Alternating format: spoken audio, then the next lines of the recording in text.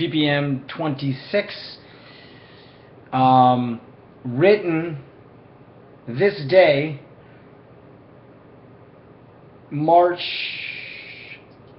I always have to cheat, March the 10th, 2004, but in fact, the meditation itself is number 27. And I'm going to end up repeating this over and over again because yesterday, on the 9th of March, I would have been reading, had I been following schedule, the meditation that was written on the 8th of March, but I ended up sort of spacing out. It was later at night. I read the meditation from the 9th, and then I realized, wait a second, it was leap year, oh yeah, we're a day ahead, should have read the one from the 8th. So I ended up reading 2 and 1, and therefore we are caught up. So now we are on date, even though we are reading the meditation that is one more than the number of the reading. So the readings are being labeled PPM, whatever the number is. This is the 26th. But the meditation is actually number 27. Now, before I move on, I want to say that yesterday I did a play on, I was continuing the discussion of giving. That was the second one that I read, which was the one I was supposed to read from the 8th of March, before I got into the discussion of Arendt. And in that meditation, I continued the conversation about giving and the offering.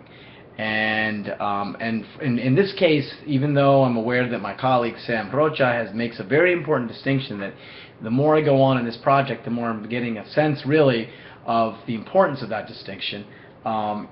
Today, for example, I was thinking about his notion of an offering. It's something that's made, and you can, it's not even a matter of accepting or refusing it. It's really from the side of the one who is offering it. It's just the emphasis is the offering, right? It's being made. So we don't really talk about accepting an offering, although we can. But gift has the sense of reciprocity built into it with the single action. So one gives a gift, and then the person who receives the gift perceives it. So it's there's a stronger sense of it coming from the one side in terms of the gift being given. And there's almost a sense in which it can't be refused, right? I think this is Sam's point, that the offering is, there's a sense in which it's made, and then on the other side, that offering is picked up, and there's something different happening with the picking up of the offering. I guess you receive the offering, but in the taking up of the offering, you're doing something different with it. I think that's where Sam's going with it. So anyway, keeping that in mind, that there's this distinction. When I wrote this, I didn't have that distinction in mind, and for me, gift and offering were sort of used interchangeably. All that to say that in yesterday's meditation, the second of the two, which is actually the first in the order, figure that one out, I talked about, further talking about the reciprocity between being and learning as a one of exchanging of gifts. And specifically, I talked about the gift of teachability as one of lending oneself. So this isn't even, I guess an offering, in a way, is more like this sense of lending. I'll have to follow up with Sam on that one, who I'm hoping to get back on for another cameo when we're in New Mexico. And I'm leaving tomorrow night for New Mexico, and I think Sam arrives on Thursday, so maybe Friday or Saturday or Sunday. I'll have Sam come on and make a cameo appearance, as well as there may be others too, because a lot of the Oars Island Collective will be out there. The Oars Island Collective is a loose group of colleagues of mine that we sort of work closely together, but not always together or all the time.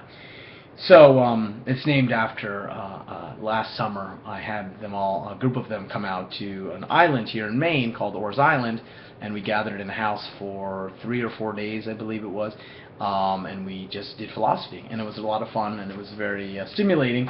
And so out of the result of that is something I call the Oars Island Collective. Okay, so some other people from that collective may jump on and do a cameo.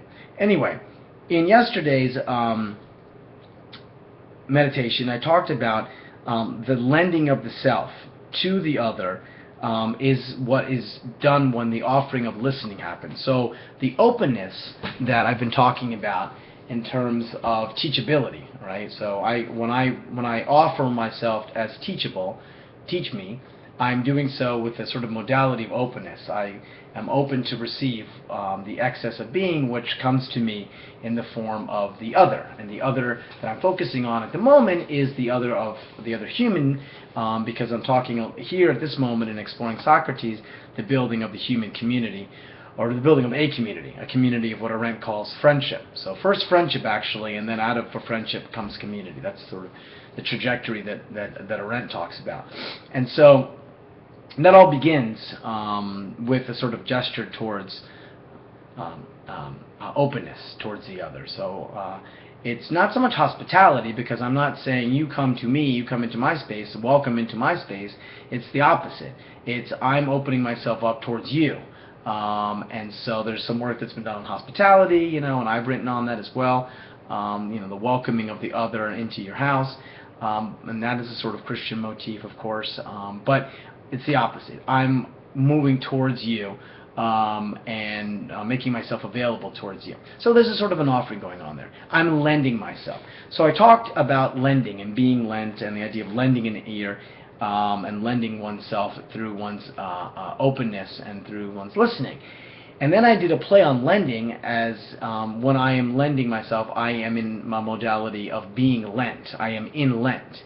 And then I capitalized the L to sort of make a play on the season of Lent. Afterwards in my commentary, I went and checked, and indeed, in 2004, the Lenten season was well underway. In fact, Tuesday was in February, so it was early. And so when I wrote these in meditations in March, and this one in particular that I read yesterday was written on a Monday. So I was in the sort of modality of Lent and thinking about Lent. So my Catholic background. And so my wife, actually, Kelly, asked me, she said she was listening, and I had wished that she'd come over. Afterwards, she said to me, what is the meaning of Lent? And I said, that's an interesting question. It's worth looking into. And when I sort of just went on, I went on the Thomas Aquinas College, which is in California. I went on a website. They had some information there, and they from CatholicEducation.org. And I thought that was a good resource. And it says that Lent is a special time of prayer, penance, sacrifice, preparation for the celebration of Easter. Elements that are especially characteristic of Lent: recalling of the baptism, preparation for it, and penance. But here's where I sort of, but she was really meaning sort of etymologically, and I said okay. And they do offer a nice etymology. They say the word Lent itself is derived from the Anglo-Saxon word Lengten, L-E-N-C-T-E-N, meaning spring. Okay, and lengtented, which is L-E-C-T-E-N-T-I-D, lengtented, which literally means not only springtide, but also the word for March, the month in which the majority of Lent falls. Aha! So now I found this very fascinating, because if you've been following along at all, or just tuning in, you should go back and look at some of the commentaries, the entries, the written entries that give a sort of overview of my meditations in the commentary, because the tide has already been introduced and sort of hasn't been in the discussion. It certainly wasn't, I don't think it was in that discussion yesterday that I read, but the tide is a very important motif and a very important one of the fundamental terms of discussion. So I talk about the first terms of discussion, and the tide is one of them. So the idea that Lengten is, let's go back and read that again, is spring. So the spring both in terms of the capital S, the season of spring, but the springing, a spring as in, a place where it's a source of water. And then lengtented is part of the origin of the word Lent, and that literally means springtide. So I thought that was kind of interesting and sort of related quite well to the vocabulary, my lexicon that I've been developing here. So in fact, in the meditation that followed the one where I talked about Lent, I do say that I do go back and refer to the tide, but here this has more to do with the Socratic wondering. But nevertheless, I thought that was sort of interesting. Okay, so as I've mentioned already a couple times, these meditations were edited into just make sure I got all my pages ready to read. They ultimately became chapter 2 in Being and Learning on Socrates. So the second chapter of Being and Learning, the book, is called Socrates, or it's titled Socrates. Now I'm looking at this, and I better get started because it looks like I was in the zone when I wrote the meditation on 3:10.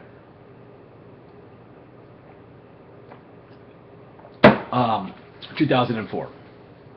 Again, following on the discussion of Socrates. The version of Socrates' mission that we receive in Apology is consistent with the story we read in the Credo and Phaedo, where Socrates speaks of a dream figure appearing to him to bid him news. The tidings offered by the dream figure is not unlike the message he receives from the Delphic oracle, that is, insofar as it is a message from the holy other world, from what Arendt calls the invisible realm, for Plato the divine or heavenly realm. This realm is not the beyond, but should be understood as a mediary location, a base camp below the summit that rises beyond the horizon.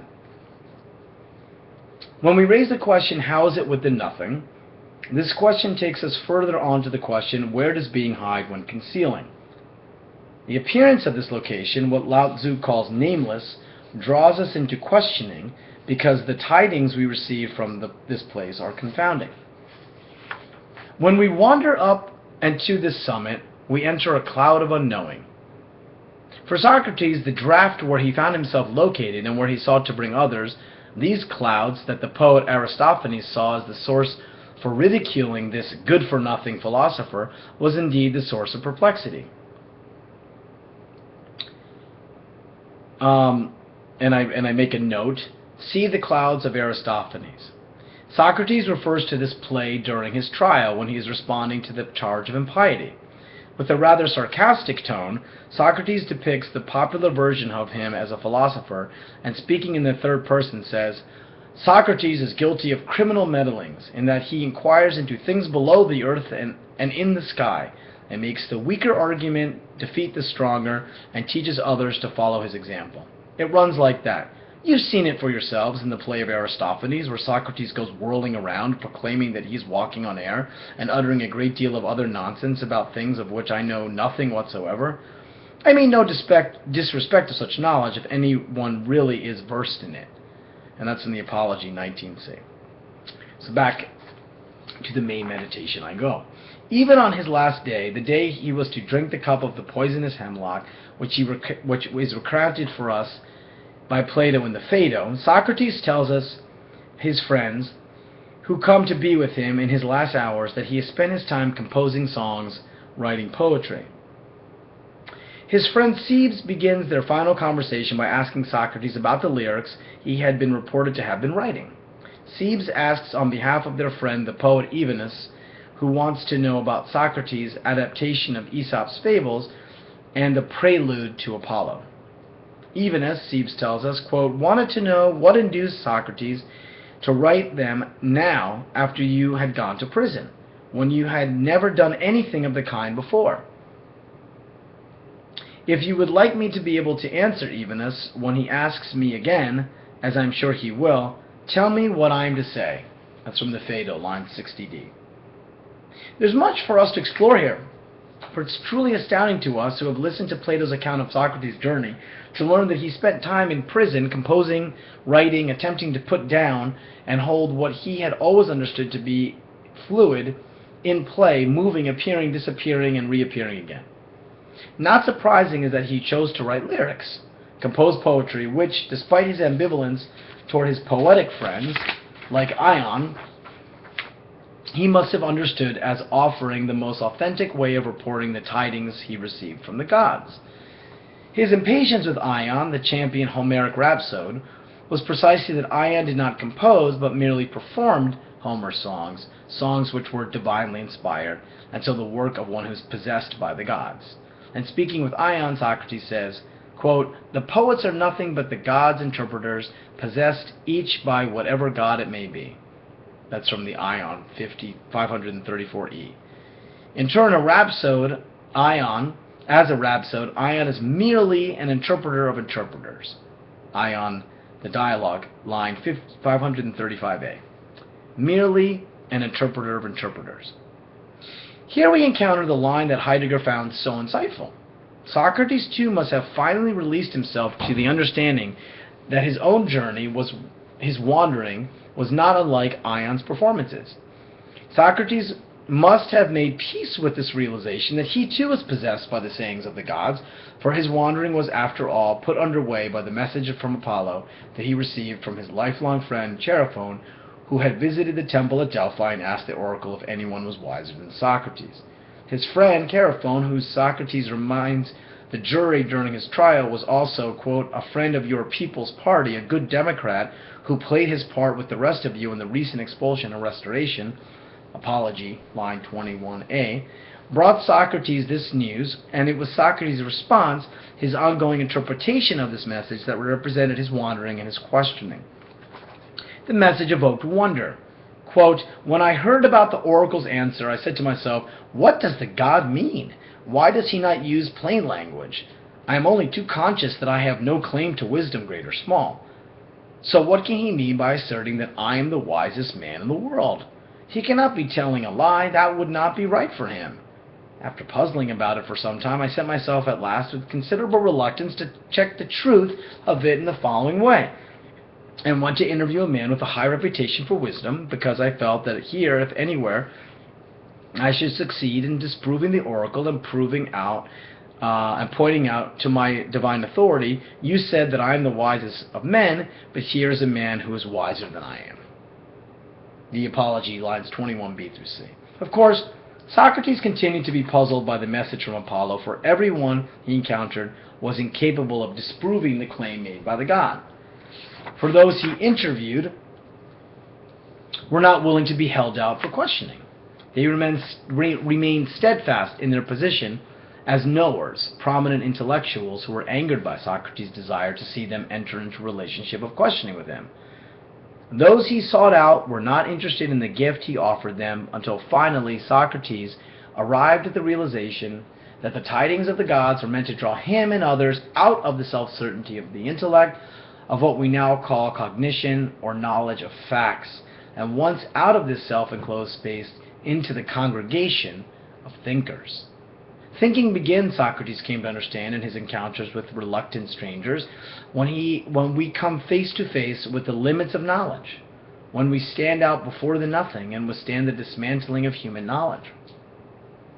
Thus Socrates came to realize, after his attempt to form a fellowship with those wise men he encountered, that, quote, "The truth of the matter, gentlemen, is pretty certainly this, that real wisdom is the property of God, and this oracle is his way of telling us that the human wisdom has little or no value." It seemed to me that he's referring literally to Socrates, It seemed to me that he, the god, is not referring literally to Socrates, but he merely has taken my name as an example, as if he would say to us, "The wisest of you men is who has realized, like Socrates, that in respect of wisdom, he really is worthless." That's the Apology, lines 23b. The full force of this reckoning, perhaps, did not reveal itself fully to Socrates until he was removed from the comings and goings of everyday life and was in prison, passing the time away with his family, friends, and himself. It is from within this location that Socrates tried his hand at composing songs, writing poetry, like one who was reposed in possession. Thus, in response to Cebes' questions, Socrates tells him to inform of Evenus that he needn't worry if he is concerned that Socrates' songs will compete with his own.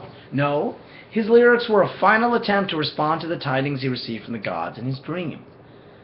Quote, I did it in the attempt to discover the meaning of certain dreams and to clear my conscience in case this was the art which I had been told to practice. It is like this, you see. In the course of my life, I have often had the same dream appearing in different forms at different times, but always saying the same thing. Socrates, practice and cultivate the arts. In the past, I used to think that it was impelling and exhorting me to do what I was actually doing. I mean that the dream, like a spectator encouraging a runner in a race, was urging me on to do what I was already doing. That is, practicing the arts, because philosophy is the greatest of the arts, and I was practicing it. But ever since my trial, while the festival of the god has been delaying my execution, I have felt that perhaps it might be this popular form of art that the dream intended me to practice, in which case I ought to practice it and not disobey. I thought it would be safe not to take my departure before I had cleared my conscience by writing poetry and so obeying the dream. I began with some verses in honor of the god whose festival it was. When I finished my hymn, I reflected that a poet, if he is to be worthy of the name, ought to work on imaginative themes, not descriptive ones, and I was not good at inventing stories. So I availed myself of some of Aesop's fables, which were ready to hand and familiar to me, and I versified the first of them that suggested themselves. You can tell even as this Cebes, and bid him farewell from me, and tell him if he is wise to follow me as quickly as he can. I shall be going today, it seems, as those are my country's orders. That's from the Phaedo 60E 61C. And that's how I ended it. A very bluesy ending. Pun intended, or with the full force of that, with Socrates saying, I should be going today, it seems, as those are my country's orders. I've so much to talk about, and I've already taken up 21 minutes. Well, of course, I have a big part of this meditation, the reason it was so long, was that and this is this chapter on Socrates, was that I cited this long passage from the Phaedo, and as well as other passages, that have become so important to me. I mean, the Phaedo lines 60E through 61C may capture for me the essence of the project of originary thinking, especially now, the last 2 years. Or it just seems to me that if we read these lines carefully, and we listen carefully to Socrates, granted that these are lines written by Plato, so they are sort of a persona or a character, created by Plato. I am not aware that this text written by Plato is a reflection of anything Socrates actually said, but I'm not aware that it isn't. So it really gives us a certain hermeneutic license to sort of do with it what we want. But the fact of the matter is that it's because it's written by Plato, and because it's at the very beginning of a dialogue that in no way even discusses this event. It just is there waiting for us to use it, to do something with it. And I think there's a lot we can and should do with it. In particular, if we are interested in doing a sort of critical theory, which is to say, to put into action something that will keep both the tradition, if you will, alive of philosophy, as this interruption that Socrates talks about it, in both in one's life and as well as in the life of others and in the culture. And if we're also interested in doing something that could be considered an art, right? So if philosophy, as Socrates says, is the greatest of the arts, and if we just, without getting into all the etymology on what it means and what is the musike, and which is actually even more important, because when we realize that what the word for the Greeks had for this was musike, so it's and which is the basis of our word music, things inspired by the muses, then it becomes even more interesting, right? And that's why in the Birth of Tragedy, Nietzsche uses the phrase the music practicing Socrates. So if it seems to me that if philosophy is an art form, or it could be thought of in this way, then why not think of it in this way? So if it could be thought of as an art form, why not think of it as an art form? Why not put it into practice as an art form? And it seems to me that what's so fascinating for me and so important is that what Socrates is saying here is that, without a doubt, consistently, I've always thought of it as an art form. I've always thought of philosophy and doing of philosophy as practicing an art, this art, the greatest of all the arts. But, he says, at the end, the last day of his life, as he's recounting it, he wasn't sure if the way he was practicing this art was exactly the way that he ought to be. And maybe it could be the case that the way that his friends, the poets, were doing it was the way that he should be doing it. And so why not try it? He wasn't good at it, he said. He wasn't a very imaginative person. He was more of a descriptive person, so he was kind of like a phenomenologist. And he realized that because of that, he was going to be lacking in the sort of talent that was going to make good poetry. Nevertheless, he tried it. And so, however, what I'm suggesting in my recent work, and I'm really going on about this because it does capture so much of what Being and Learning is about, what this experiment was about, and then what it's become in the last couple of years, is this possibility of a way of approaching philosophy, particularly the writing of philosophy, that foregrounds form, that foregrounds style, that sees genre, the way we make philosophy, as an integral part and not a side part of what we're doing. And so that these debates about analytic and symbolic logic versus continental and poetic, that all of these are very important debates.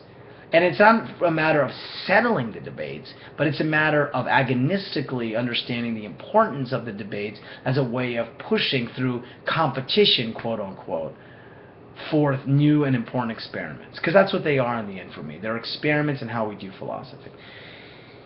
This is very important to me. And so this was, for me, fascinating because I don't recall when I first read these lines from the Phaedo and had this sort of aha moment. It could have been all the way back when I was an undergraduate and I read the Phaedo at Fordham. I don't recall. I don't recall if it was in the New School. I don't think I read the Phaedo in the New School, so I don't think it was then. I know that I tried my hand at what is originary thinking, that is to say, the writing project that comes out of this inspiration from these lines from the Phaedo, Socrates talking about practicing and cultivating the arts and maybe doing it in a way that is more poetic. I know that this came out of my reading of Heidegger, and I tried to do something with this first draft of a dissertation that didn't get defended, and then I sort of put it on hold, and that when I came back in 2004 and I took up this experiment, I was very much inspired by this. But it could be that it was that I read the Phaedo at that point or reread it, and that when I had this experience, I don't know. I really don't. I don't have notes on it. I don't recall. But nevertheless, I do know that today, in the work I'm doing, this is very significant. Line 60 to 61 in the Phaedo, absolutely crucial to the project, which I now call originary thinking. So I'm going to leave it at that for today.